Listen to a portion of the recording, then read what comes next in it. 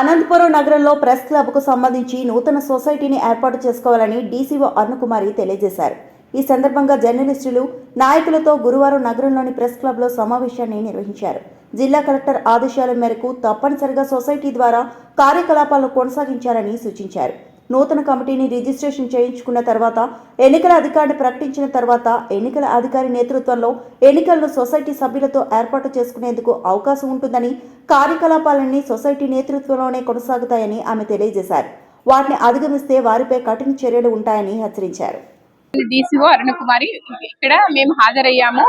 దాదాపుగా 75 మంది జర్నలిస్టు సోదరులందరూ ఈ మీటింగ్ కి హాజరయ్యడం జరిగింది. ఇందులో మేము మెయిన్ గా చెప్పింది ఏంటి అంటే, ఖచ్చితంగా మీరందరూ ఒక సొసైటీని ఫామ్ చేసుకోవాలా అని చెప్పడం జరిగింది.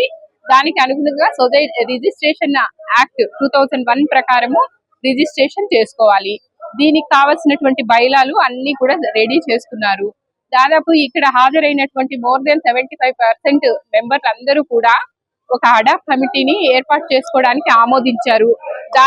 ఆ అడాప్ కమిటీ ద్వారా రిజిస్ట్రేషన్ చేసుకుని ముందుకు వెళ్ళవలసిందిగా మేమందరము కూడా జర్నలిస్ట్ సోదరులందరినీ కోరుకుంటున్నాము. అడాప్ కమిటీ కేవలము రిజిస్ట్రేషన్ అయిన తరువాత 30 రోజులు మాత్రమే ఉంటుంది. ఏదైతే బైలాలో రాసుకుని ఉంటారో దాని ప్రకారంగా ఉంటుంది. వాళ్ళు మెంబర్లను చేర్చుకుంటారు. మీరందరూ ఇప్పుడు ఎవరు కూడా సొసైటీలో మెంబర్లు కాదు. వాళ్ళు ఎందుకు ఉంటున్నారు అంటే, మెంబర్లను చేర్చుకోవడానికి ఒక బ్యాంక్ అకౌంట్ ఓపెన్ చేసుకుంటారు.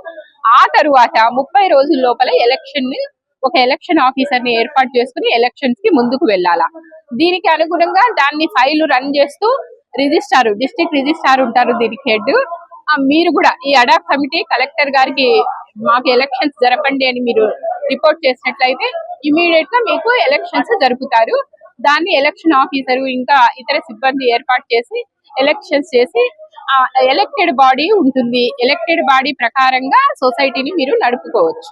ఈ 9 రిజిస్ట్రేషన్ కి ఎంతమంది ముందుకు వస్తారు అన్నప్పుడు హాజరైన వాళ్ళందరూ కూడా మేము రిజిస్ట్రేషన్ చేసుకుంటామని అన్నారు ఇక్కడ. కాబట్టి రిజిస్ట్రేషన్ కే మేము కూడా మీకు అదే సలహా ఇస్తున్నాము. జర్నలిస్ట్ సోదరులందరూ కూడా సవినయంగా విన్నవించేది ఏంటంటే, రిజిస్ట్రేషన్ కి వెళ్ళండి.